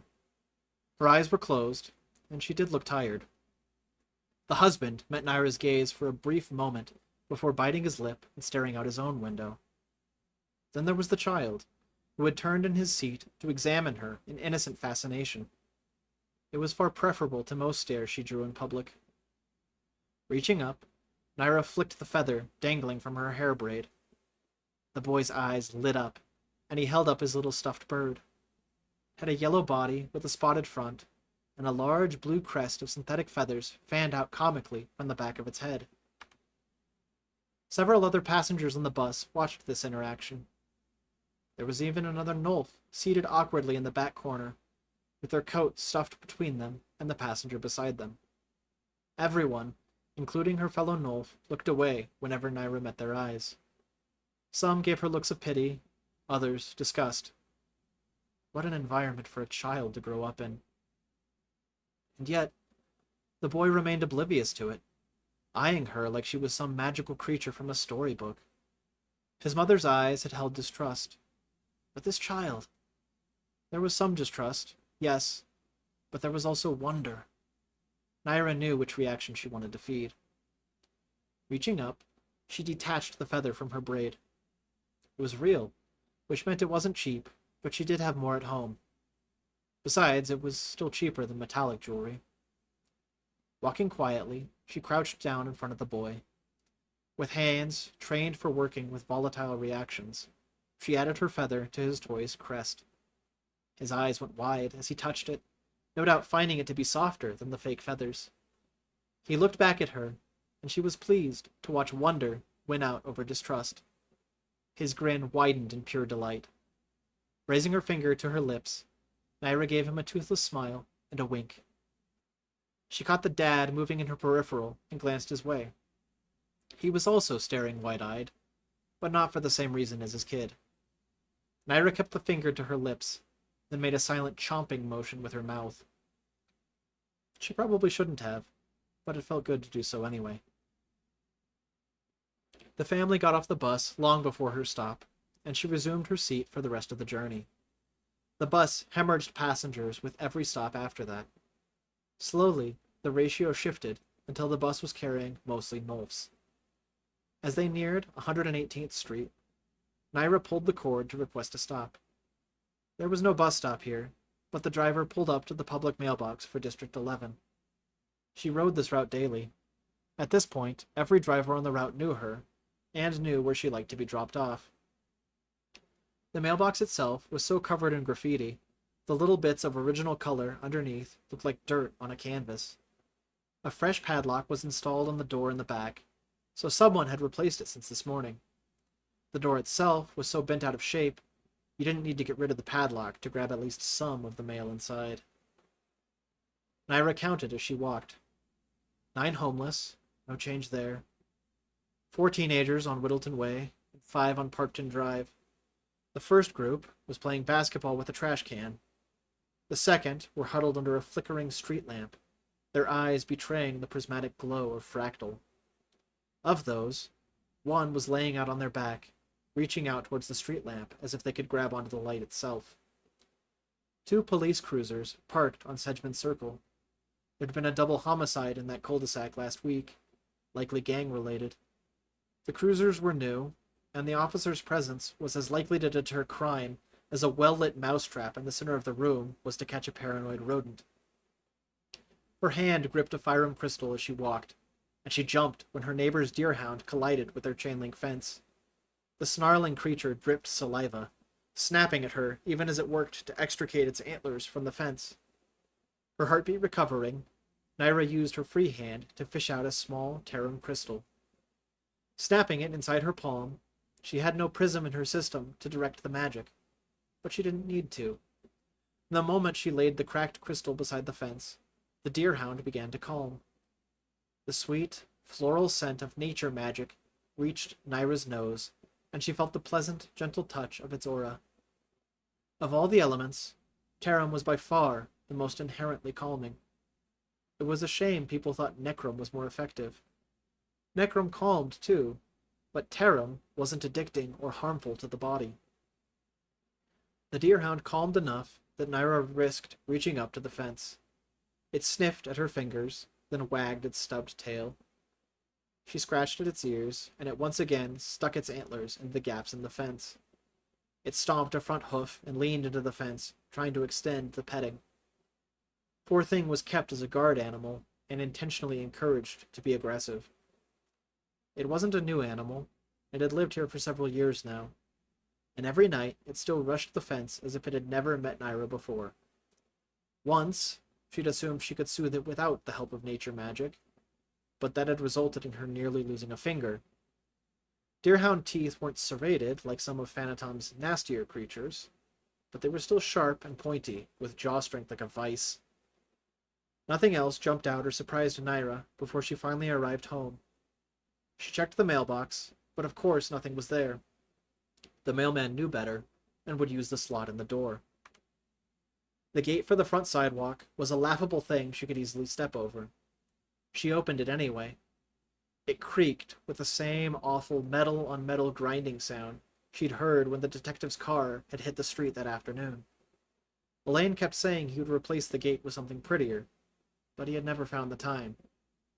Her heart caught, and she didn't even bother to close the gate behind her. A scent had reached her, bringing with it a memory of her sons chasing each other through the yard while her husband warmly welcomed her home. Naira sprinted for the front door. She got the first lock undone, then dropped her keys while working on the second. Her shoulder was already pressed to the door as she unlocked the third lock, the one in the actual door handle. The door swung inwards, and she almost slipped on the letter laying just inside the door. Her pouch crashed to the ground, forgotten, as she cradled the source of the scent. She left a trail of blood across the top of the envelope as she slid it open with a finger. Inside was a folded letter and a clump of russet brown fur. Kneeling there on the floor, only partway through the wide-open front door, she reverently dumped Elaine's fur into her palm. Her body began to rock as she clutched it to her chest. A howl clawed its way out of her throat, only to be drowned in the wail of a nearby police siren.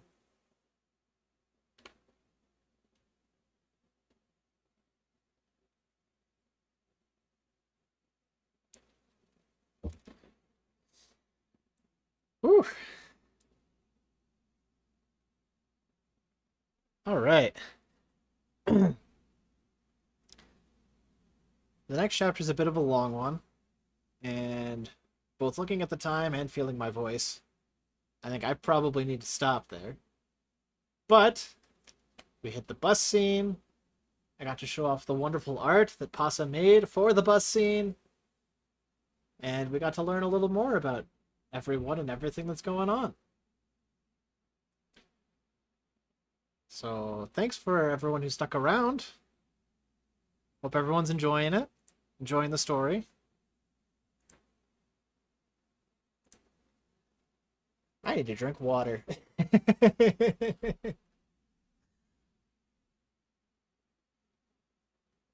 Yeah. Yeah, mild spoilers. The next two chapters are tied together, so it would be an even worse cliffhanger if I started into this one, because then you'd have to wait until next time. So, we'll save it for then. But yeah. Any feedback for me? Volume okay, diction okay. Accents understandable. Hopefully.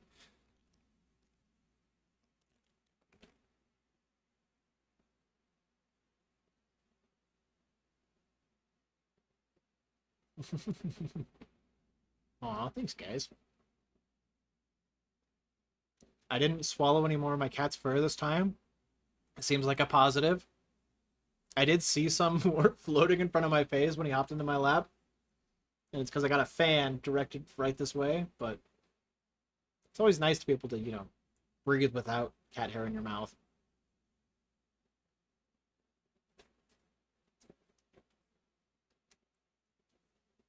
Anyway, thanks everyone for coming and for listening.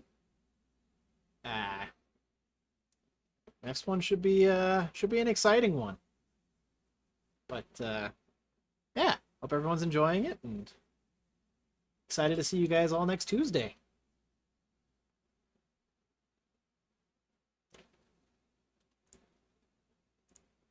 So hope everyone has a good night. And I'll see you next week. Bye-bye.